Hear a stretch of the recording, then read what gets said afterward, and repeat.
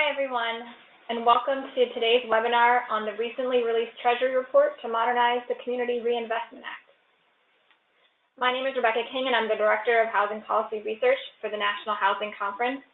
I'm going to run through a few quick comments, and then we will dive into today's presentation. Our format for today will be a welcome from David Dworkin, NHC's President and CEO, who will then give an overview of the Treasury Report. Then we'll hear from each of our speakers about the report before opening up for your questions.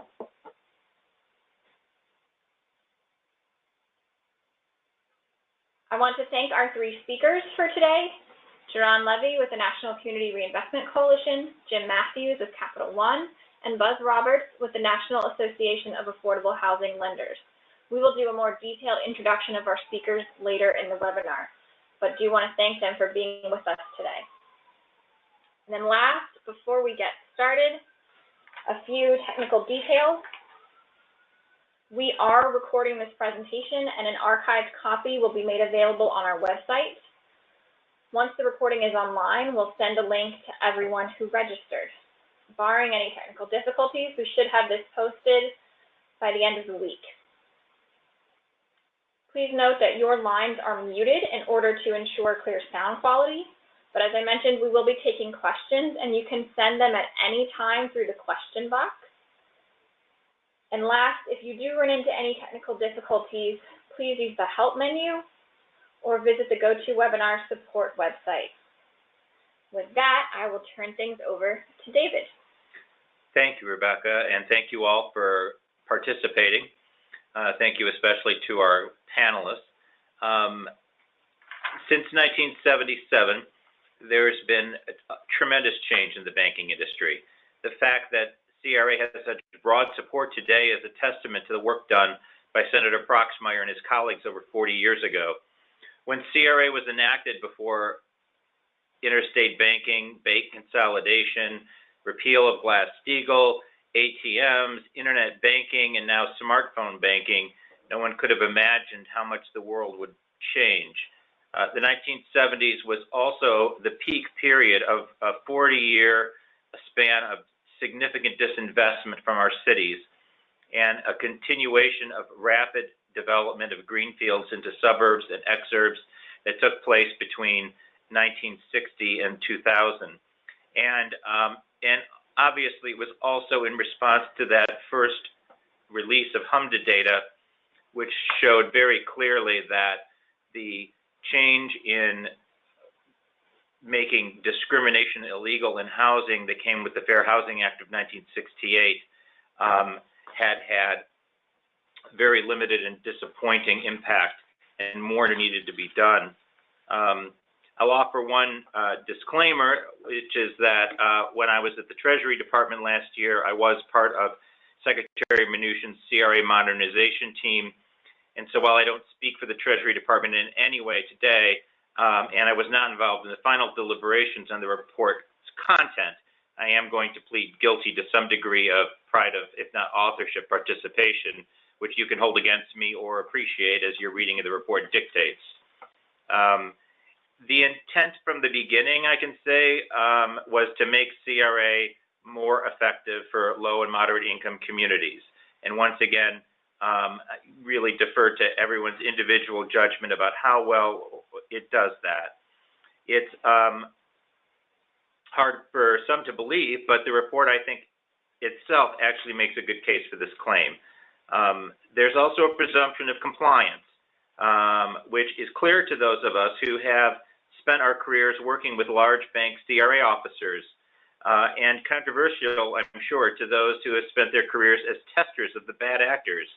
And it's important to find a balance between the many good actors who not be penalized in such a way that it inhibits their ability to do the right thing as a result of appropriately dealing with the bad ones. This report involved an unprecedented level of stakeholder consultation, nearly 100 meetings, very few group meetings. They were nearly all one-on-one. And this process allowed banks to be candid in a way that is complicated when providing feedback to your regulator. no one wins an argument with the ref in any sport, especially when they're right. And so that is always a difficult conversation to navigate when you're dealing with your regulator. And I think the Treasury team was an opportunity for people to express some of those thoughts without having to worry about them being directly passed on to the examiner.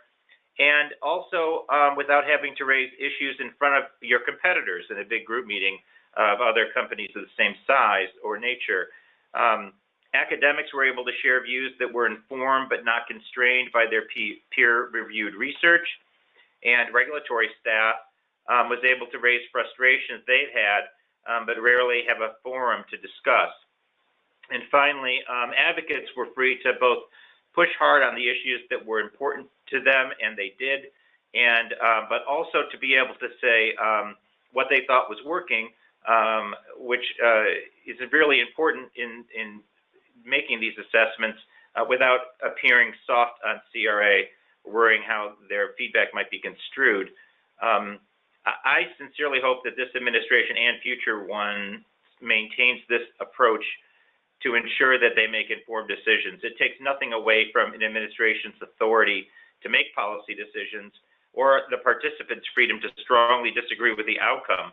But when it's done well, it does ensure full consideration of a wide range of views.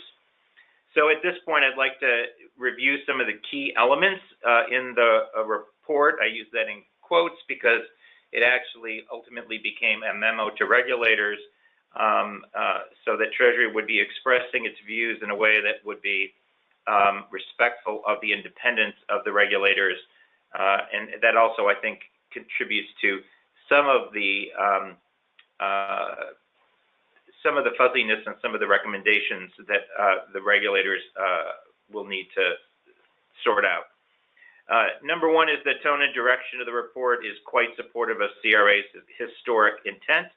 That wasn't necessarily expected. It was aided by the fact that not a single financial institution advocated the repeal of CRA, and that certainly wasn't the intent going into it of the people working on the project. It calls on defining terms like complexity, responsiveness, innovative, and substantial, which have really frustrated banks and advocates in identifying what is compliance and what isn't. And there's a trade-off there. We'll talk about that shortly. It encourages better communication and guidance from examiners. As you can see in the language from the report, it really wanted to be clear that it's very important that in this kind of ever-changing technology and development that CRA-eligible activities need to be adjusted and in ways that benefit the communities they are meant to serve, and that lenders can go to their examiner and say, I've got this project and I'd like to be able to invest in it, and how do I do that? And I want to be sure I get CRA credit, because that is a part of the decision-making process within their institution. These banks are not monolithic, and having the CRA weight on the scale really helps when comparing it to purely market rate deals. It also endorses the OCC leadership in their recent decision on downgrades for non-CRA violations and other policies that I know will come up later. This was not a surprise, but it's going to be an important part of an ongoing decision-making process where we, as a CRA community and the regulators in particular, are going to have to figure out where to draw the lines on what constitutes a downgrade. The OCC is a procedural document. It will ultimately be a question of whether and how much to put that in the rule. And also, they call on Treasury, calls on the FDIC and the Federal Reserve Board of Governors to actually adopt these. It's one of the more specific recommendations in the report, and if you haven't had a chance to fully review the OCC document, I would definitely do so from the last, I believe it was December. And then it also recommends changing the balance between clarity and flexibility significantly closer to clarity. The fear of credit allocation, which has dominated the CRA debate, really going back to the very first hearings in 1977 and continuing through deliberations on the report, especially among market conservatives who would argue most strongly against any kind of credit allocation or anything that could look like it or lead to it. That's been directly challenged in this report. The report acknowledges this on page 11 when it states that CRA regulators recognize these challenges, yet stated they are hesitant to provide specificity on scoring and rating determinations due to varying performance contexts and concerns that quantitative guidance could be perceived as the creation of federally mandated credit allocation requirements. But it addresses that very directly in saying that Treasury believes that CRA regulation has too many subjective elements. This creates significant compliance burdens and related costs without any commensurate gain in quality or execution of bank CRA activity in the communities that banks are aiming to serve. And it says that the current restrictive nature of assessment areas, subjective performance context for individual MSAs, and inconsistent nature of determining peer groups all contribute to significant confusion and therefore inconsistency in the examination and ratings procedures. Treasury recommended that the research and policy staff of the CRA regulators be involved in developing the performance context in advance of CRA examinations. And this approach would allow economists and specialized staff to provide their expertise on the economic and business environment of the communities where the banks are operating, as well as reduce the burden on CRA examiners. And I think this is one of these classic examples of where the devil will be in the details. Treasury advocated for an approach to the administration of CRA that incorporates less subjective evaluation techniques and establishing clearer criteria for grading CRA loans and investments and services, and hoping to that would lead to more accountable outcomes and also result in more consistent, timely, and understandable ratings. This is really important component that feeds into the timeliness question. There are several issues that result in problems with timeliness of these reports, and where banks have to wait 6-7 years to get a CRA report already well into their new cycle. It's very difficult for both those judging their performance in the community and among advocates, as well as for the banks themselves. And it really depreciates the value of the CRA report when it's 6 or 7 years old. The report calls for ending different treatment of equity and debt investments and improving capital treatment for naturally occurring affordable housing. These are two really important issues that address how CDFIs operate in this space, and where loans that really act as equity had to be structured in awkward ways, be reviewed every 3 years or renewed, and other problems that will be simpler to address.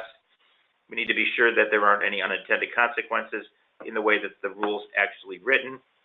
And Treasury urged the CRA regulators, specifically it would be the Federal Reserve Bank or Board, to review the CCAR treatment and for PWIs and include consideration of whether current capital standards are reflective of the actual performance of all PWIs, and whether that category should be broken out into subcategories where capital standards could be more appropriately measured and reflected. This ends up really pushing banks to do much more LIHTC investing in hotspots where there's already plenty of competition, and discourages investment in more naturally occurring affordable housing projects that don't involve LIHTC. LIHTC performs incredibly well, and its capital treatment is 2%. But the capital treatment for everything else is like 30 times higher, and clearly inappropriate. And the reason for that is because it's been lumped into, the strip mall in Skokie, along with the very well thought out affordable housing deal that actually will have more tenant interest if the economy goes down rather than less. And I think the Fed just didn't find it material when they, for there to draw up a separate algorithm to look at it, and it's going to help them focus on that the Treasury Department has raised it specifically. And then there's several issues that are unaddressed for now. How to deal with non-banks, and either through CRA or CRA-like requirements. Treasury is going to be doing more reporting on the non-banks, and we'll see if they address any of these issues there. They clearly made a decision not to do so here. Ultimately, non-banks do not take deposits and are not covered by the Act, and it would require amending the Act in order to bring them in. And then how to provide increased flexibility for loans and investments in and out of assessment areas. The report discusses assessment areas quite a bit, and it embraces the principle of greater flexibility in a variety of ways, but how that works out in the regulations will be critical, and that will be something I'm sure that everyone will be looking very closely to in the weeks and months ahead. And then finally, there really is a significant question of how important is branch banking to serving minority communities when they're compared to emerging technologies. There's a range of opinion here, but there's also a continuing trend away from branch banking and an advancement of technology at a very rapid pace. And so this is an area that I think is, regardless of how it's addressed this year, is going to be an ongoing issue that we need to watch very carefully and study, because it's very important that these communities be served. They have not been served well in the past, and we need to be sure that new technologies are maximized to improve the service of the low and moderate income communities. With that, I will turn it over to the real experts. Jaron Levy is an attorney with nearly 20 years of federal and state government affairs experience. Her background includes serving in the Maryland General Assembly, where she authored laws on education, crime, and ex-offender reentry, and was a member of the National Conference of State Legislatures, the National Black Caucus of State Legislators, the National Foundation of Women Legislators, and the American Council of Young Political Leaders. During her tenure, the Maryland State's Attorney Association named her as a Legislator of the Year in 2010. She's also served as Assistant Director of the Legislation Department at the AFL-CIO and as Legislative Representative for the Laborers International Union, and she has been an incredibly effective member of NCRC's team on these issues and in engaging publicly and with Treasury as well. Buzz Roberts is President and CEO of the National Association of Affordable Housing Lenders, or NAHL. Buzz was the Director of the Office of Small Business, Community Development, and Housing Policy at the U.S. Treasury Department from 2011 to 2015. He was previously Senior Vice President for Policy and Program Development at LISC, the nation's largest nonprofit investor in low-income community development. Buzz has helped to create the Low-Income Housing Tax Credit, the New Markets Tax Credit, the Home Housing Partnerships Program, and regulatory changes to CRA. Also the Capital Magnet Fund, which is a Treasury HUD partnership to finance affordable rental housing, and bond guarantees for CDFIs. And all I can say, Buzz, is what have you done for us lately? But that's quite a list. And Jim Matthews joined Capital One in 2008 as Vice President, and he has worked in banking for nearly 30 years. He's head of the CRA compliance and a member of the Community Development Banking Leadership Team at Capital One. In this capacity, he's responsible for directing all aspects of the CRA compliance function, including designing strategy and building infrastructure to the level of a top 10 bank, managing goal setting, monitoring and reporting, conducting self-assessments, managing CRA regulatory relations, and maintaining the examination readiness, and ensuring data integrity for the annual small business lending and public commitment filings. Prior to joining Capital One, he worked at U.S. Bancorp, where he was responsible for CRA and fair lending compliance, and National City and its predecessor organizations, where he spent most of his career and had similar responsibilities. Jim has served on a large number of local boards and commissions, including Junior Achievement, Board of Education, the Food Bank, Anti-Predatory Lending Initiatives, and as an industry representative, he currently serves as chair of the National Association of Affordable Housing Lenders and as chair of the Community Reinvestment Committee of the Consumer Bankers Association.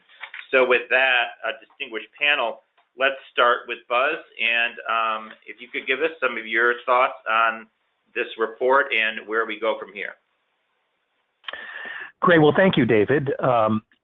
And thanks to NHC for leading on this and for all your work when you were Treasury working on this report. There's a lot to like in this report, and I think really Treasury deserves a lot of credit for listening to a lot of people and then for coming up with a very thorough set of very constructive proposals, all in the context of making CRA work better for communities. There are a lot of win-win opportunities in CRA, and I think it's overdue for some adjustments.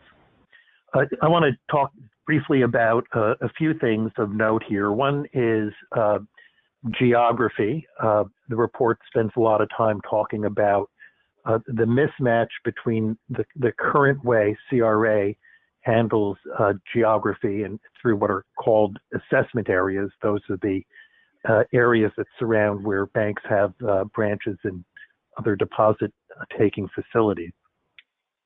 And there are tremendous opportunities here for two reasons. One is the current regime really systematically diminishes credit for rural areas and smaller metro areas. And so there's a tremendous opportunity to fix that. And second is that the banking industry has changed a great deal. And so we're seeing internet banks, we're seeing institutions that used to be investment banks or are wholesale banks or credit card banks that could really do more for community development. And we're seeing even more traditional retail banks diversify their technology and the range and location of the customers they serve. And so updating CRA to account for all that change, I think would be tremendously beneficial, and the Treasury report calls for much of that. Second is clarity, transparency, predictability, especially in real time when banks have to make decisions about whether to provide financing, will be enormously helpful. and this is an area where there is tremendous upside. I would say that sometimes clarity and flexibility are intention, but oftentimes they're not. Oftentimes, in fact, having more clarity will enable banks to be more flexible in the services they provide. In addition, I'd say that there's a bunch of boring stuff here around how the banking agencies examine banks for CRA that are really important. They include making sure that the examiners are specialists in CRA and not generalists. So you don't have the same people doing money laundering reviews as community reinvestment reviews. And that those examiners should be trained properly, not just in the nuances of CRA, but more broadly in how affordable housing and community development and mortgage lending and retail services actually work, because there is a lot of nuance in that, as many of the people on this call recognize, and sometimes that doesn't come through on the CRA exams. And then lastly, the timeliness of CRA performance evaluations. We sometimes see several years go by after an examination period closes before a bank gets its CRA rating. And that is really of no help to the bank and no help to the community. So getting more timely CRA performance evaluations would be a great thing, and it's something the report recommends. So in general, while many of these recommendations I think are moving in the right direction, how the banking agencies, the Federal Reserve Board, the Office of the Comptroller of the Currency, and the FDIC, how they take these recommendations and operationalize them will make a huge difference.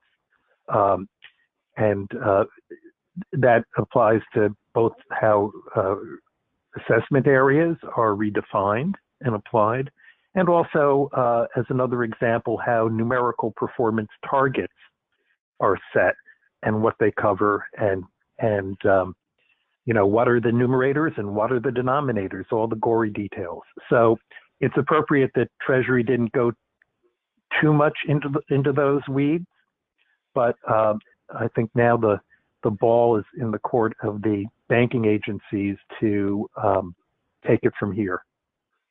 So I'm going to end and turn it back over to David. Thanks, Buzz. That's very helpful. Jaron? Well, all right. It's a pleasure to be on the webinar with everyone. Overall, I would say the National Community Reinvestment Coalition saw this report as having, some good, some bad, and as we've all mentioned, sort of being a jump ball or being vague in some areas. It's unclear what direction the regulators might take with these recommendations. But there is some evidence that the department listened seriously to the concerns of community organizations, but the devil really is in the details here. So let me just touch on a few areas. The definition of assessment areas. We do appreciate the Treasury's recommendation to expand it to areas where banks accept deposits and where a bank does substantial business. We have long advocated that CRA exams need to evaluate lending, investing, and services in areas outside of the branches where banks are gathering deposits or conducting substantial business. This is a recommendation that does need clarification. However, because at one point they talk about credit just for investments, not loans or services in areas outside of the branch network. So we don't want to see there be an incentive for banks to make CRA-related investments anywhere that could result in a surplus of investments in easier to serve areas. On community benefit agreements, we were Pleased to see that the department recognized CBAs as an effective tool. NCRC has negotiated about $84 billion in CBAs since 2016. But this recommendation could be construed to emphasize or confine CBAs to banks that are failing. We would like to see them clarify that CBAs are useful for a wide variety of banks, not just banks that are failing. But they do acknowledge that they are an effective tool to demonstrate the benefits of a merger or other application to the community served. On eligibility determinations, we do think allowing a limited number of eligibility determinations in advance of a specific loan, investment, or services is a sensible approach. Also, their recommendation that these determinations be public would tend to make the process more transparent. We do like the idea of including research and policy staff in the development of the performance context for CRA exams. That would tend to improve the performance context analysis. We would also like to see the agencies do more outreach to community groups and consider their comments in that process. On the objectivity of performance measures, overall more objective benchmarks would improve the predictability of CRA exams. We believe there is a way to do this without raising the concern that some on this call have mentioned and the regulators have been concerned about credit allocation. We also, on timeliness of the release of exams, we also would like to see clear public CRA exam schedules as they recommend here, but we do disagree with parts of this recommendation. Penalties such as rating downgrades should result in more immediate consequences and should be applied as soon as possible. So there are some concerns about some of the recommendations that Treasury makes there. Treasury on affiliates, Treasury stopped short of calling for mandatory inclusion of affiliates, but urges that the agencies evaluate their approaches here. We would like to, we think that they stopped just short, but we think this could open the possibility of including more affiliates in bank examinations. There are a number of other areas where they've raised some, that could be interpreted as beneficial by the regulators, but let me get to some areas where we are concerned very quickly. The de-emphasis on branches. We are very concerned about that. De-emphasizing bank branches could result in a loss of small business lending and mortgage lendings to low-income borrowers. They actually cite a very good study on that point in footnote 37. And de-emphasizing bank branches on CRA exams could cause banks to pay less attention to neighborhoods where they receive deposits, which could result in disinvestment, and that was a real concern of the lawmakers who passed CRA. We are also concerned about allowing banks with less than satisfactory ratings to merge or open branches. Have some concerns about the adoption of the OCC Fair Lending memo, and also want to. We are concerned about an overreaction on the expansion in the types of loan investments and services eligible for CRA credit. CRA eligible activities really have to retain their focus on low and moderate income communities.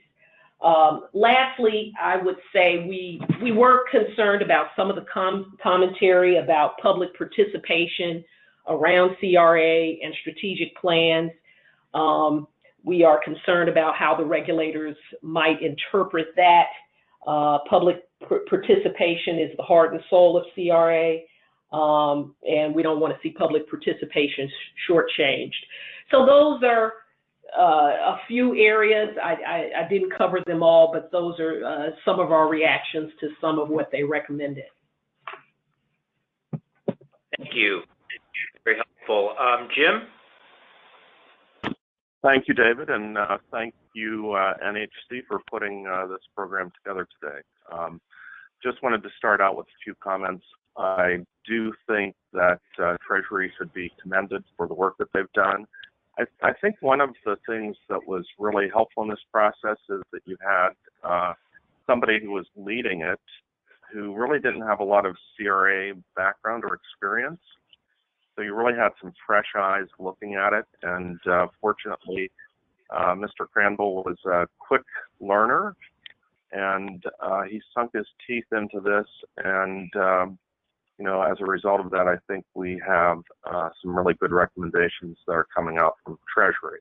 As both Duran and Buzz have stated, you know, the devil will be in the details, and so while this establishes a great framework for the banking regulators, it will be interesting to see how it unfolds from here and what the specific rules lead to. But I think we're off to a good start in terms of the issues that Treasury has identified. It was also very important from our perspective to see that this paper does maintain the original intent of the CRA with an aim to reduce complexity and the regulatory burden that has occurred over, you know, the last 22, 23 years since the regulation was overhauled.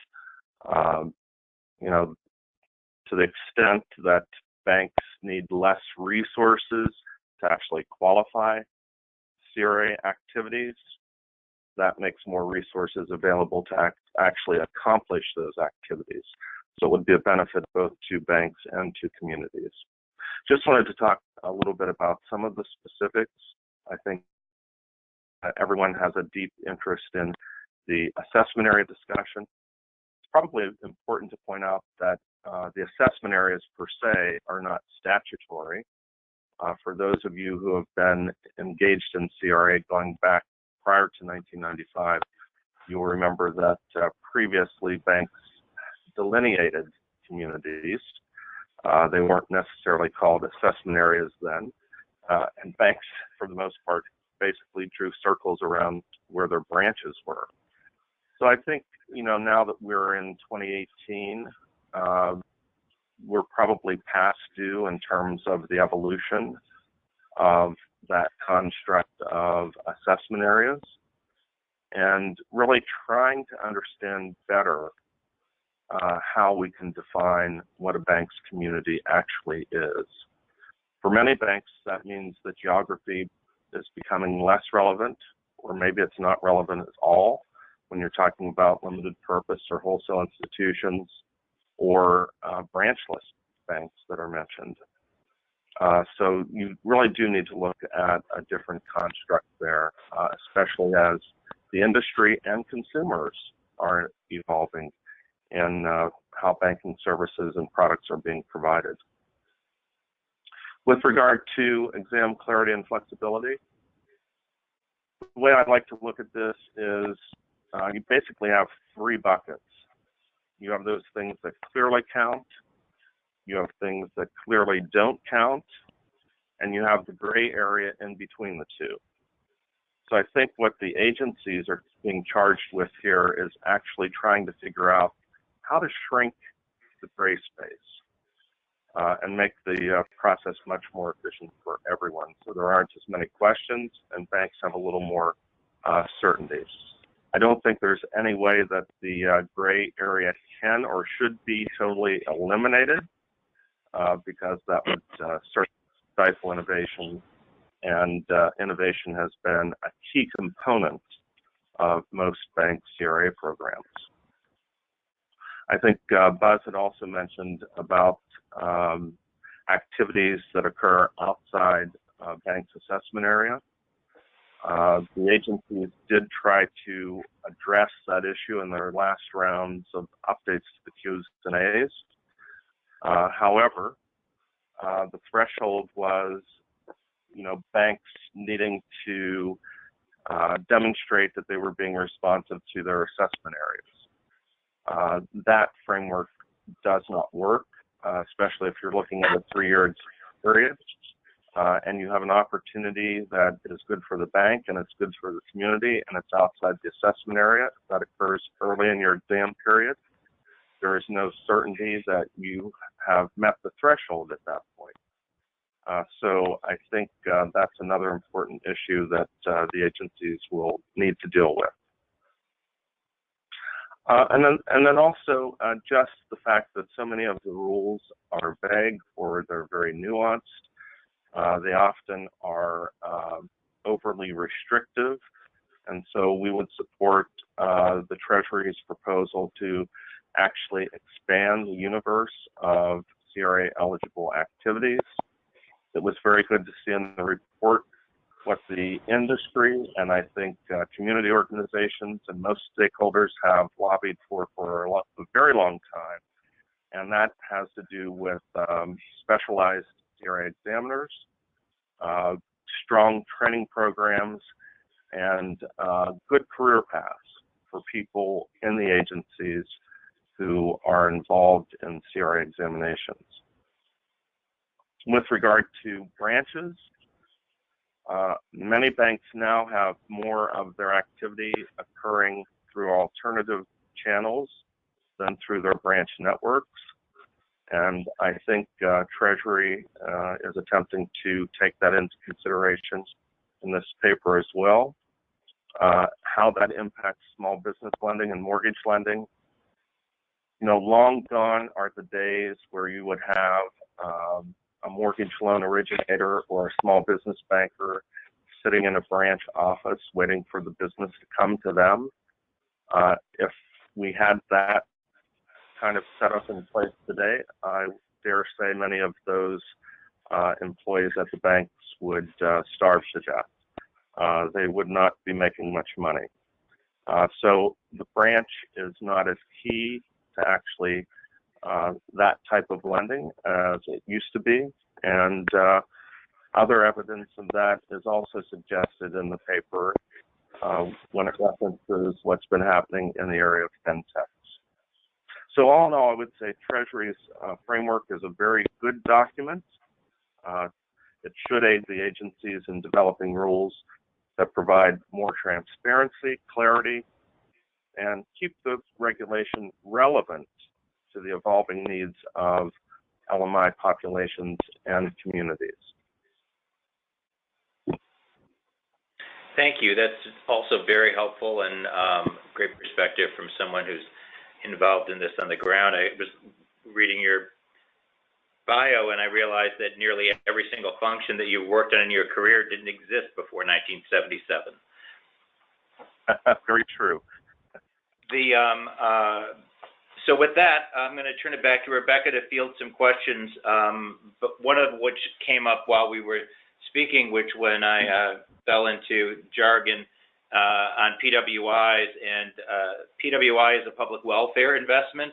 It is basically a term that defines investments that banks might make in specifically targeted to low and moderate income communities or individuals, and is often through community development corporations, like local nonprofits and CDFIs, and including loan funds. So that's,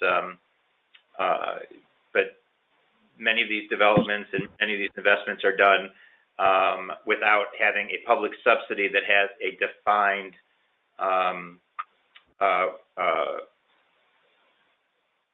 set of requirements that is monitored by the government directly.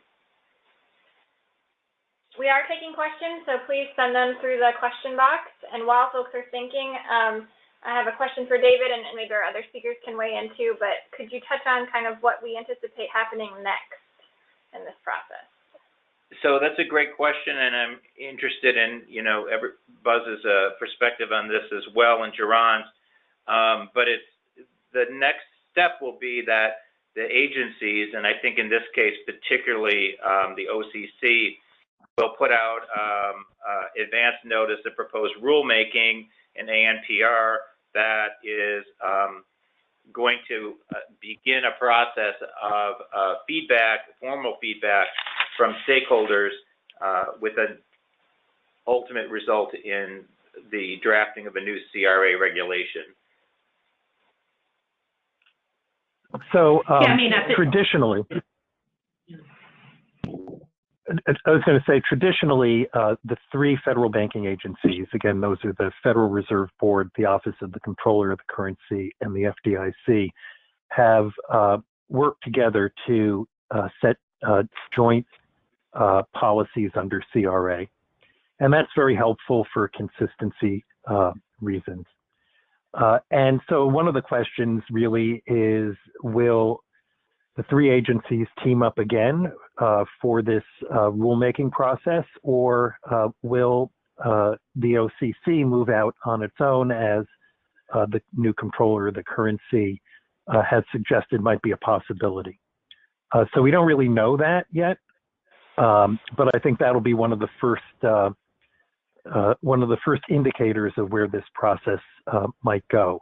Even if OCC starts out on their own, it would be possible for the other agencies to join the process a little later.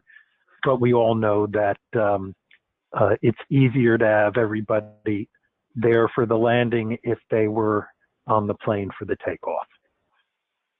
Yeah, I would just add, I think everything that you said, Buzz, is our view of it as well. I think what has happened, though, the Comptroller Otting wanted to be sure that the Treasury report was released before the ANPR. Certainly that makes a lot of sense.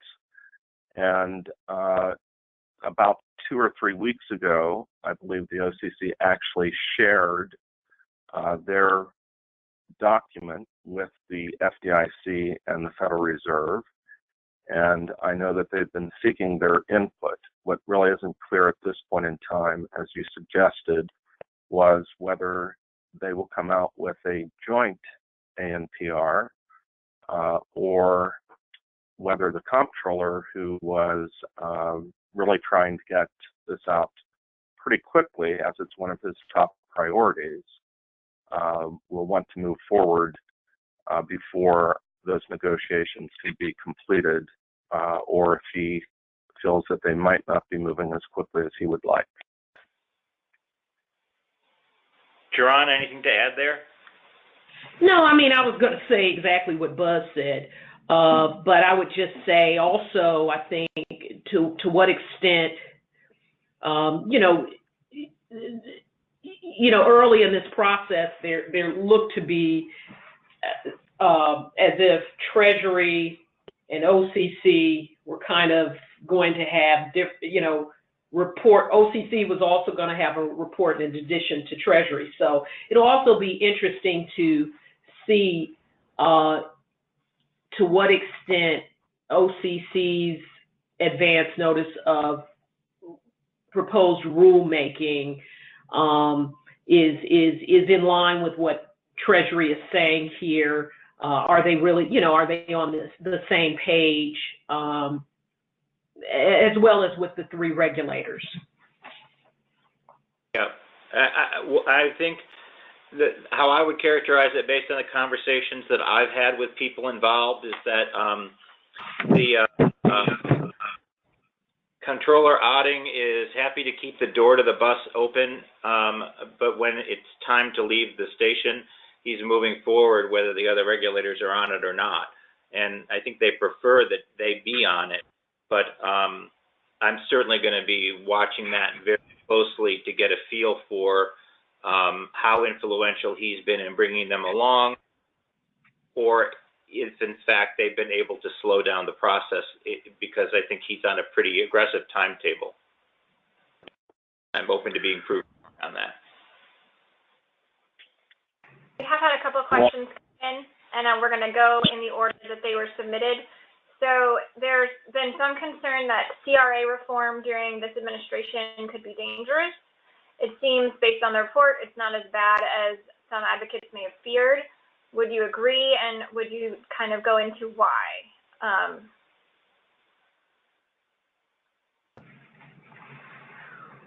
Well, this is Jaron. I think as we've all indicated, the devil is in the detail. Really, the rulemaking will determine how dangerous or not it is in this context. You know, there are, in terms of the recommendations, they've identified all the key areas of concern by both industry and the advocacy community. But where the advance notice proposed rulemaking will land is still an open question. I mean, it could really go very good or very bad. It's unclear, and I don't think we're going to know until we see the advance notice of proposed rulemaking, to be quite frank.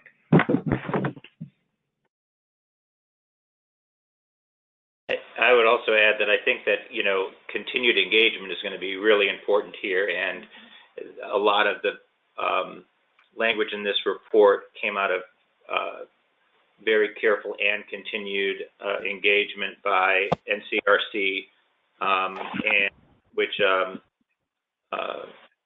you can really see it, and they made an effort to keep communication open throughout the process, as did now, and I think that also really helped the process and is going to be critical as we move forward.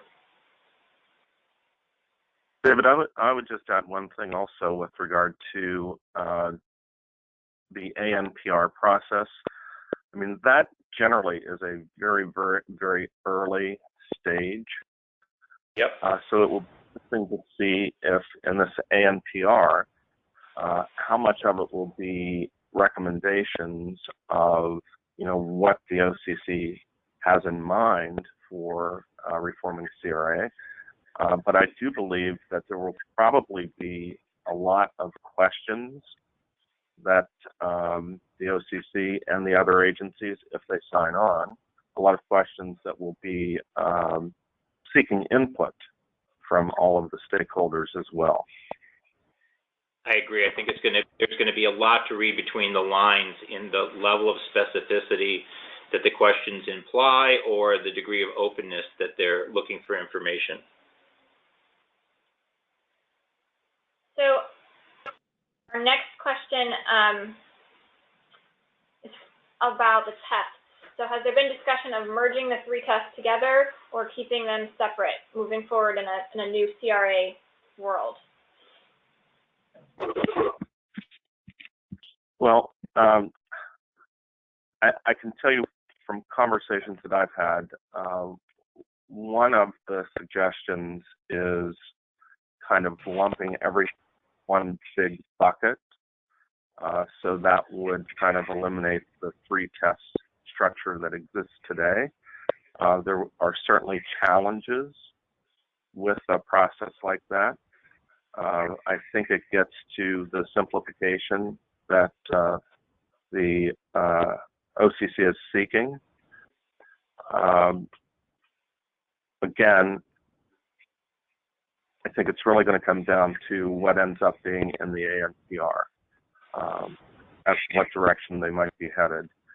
But I have heard that as one of the proposals that is being considered. And whether that would be one of several different options that banks would have is still unclear. This would be a single bucket or a allowance for moving of shifting the weight of individual buckets? Would be a single bucket, David, and it kind of aligns with some of the comments that the comptroller has made publicly about simple ratio. Mm-hmm. It was interesting to me that the Treasury report really didn't address that. Mm-hmm. And that's why I was, you know, I made that comment about although the Treasury report has some hopeful signs and some, some areas of concern, how closely will, say, the regulators adhere to this? Is this truly a guidepost for where they're planning to go? That's all helpful feedback. Thank you. We're not going to be able to get to all the questions that have been submitted, but for folks who have put in questions, we will try to follow up with you offline after the webinar. I do want to close with one last question. If capital requirements for qualified investments are lessened, would this have an appreciable effect on tax credit investment among CRA investors? So the capital requirements are separate from CRA, and the capital requirement for tax credit investments is sort of the standard level of capital that's required for many other financing activities. But for some other community development activities, such as, and here really not so much on the lending side as on the investing side, the capital requirements can get much steeper, and that often comes into play not through the formal risk-based capital rules, but as David referred to earlier, through the stress testing that the Fed does for the very largest banks.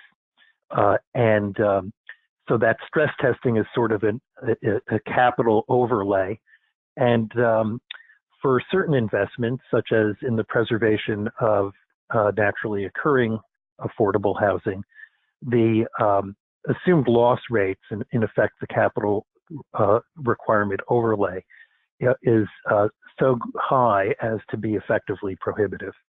And so that's a concern we have. I don't think that making those more reasonable would in any way impair low-income housing tax credit investments.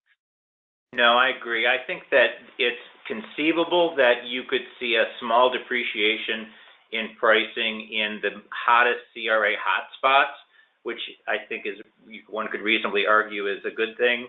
But in the general world of low-income housing tax credits, I don't see this having material impact. Where I do see it having an impact is where there are not LIHTC investments and incenting banks to make investments in those areas where LIHTC isn't the right tool, and or where LIHTC pricing isn't high enough in order to close the deal. And in those areas, I think you could see an increase in investment. I will just say that we do think relatedly, we do think they should adjust the risk assessments appropriately. There shouldn't be distortions in investments, particularly if it's not justified by the differences in performance of the investments. Differing assessments of risk are tending to have those perverse incentives for banks to favor certain type of investments over others. And, we would like to see some of that distortion leveled off and reflect better what the performance of different investments are. I think we're all in agreement on that. All right. Well, thank you again to our speakers so much for joining us on this webinar today and providing your thoughts. And thanks to all of our attendees for participating. Again, we'll send out follow-up materials and a link to the recording. And we release you back into your day. Thank you so much.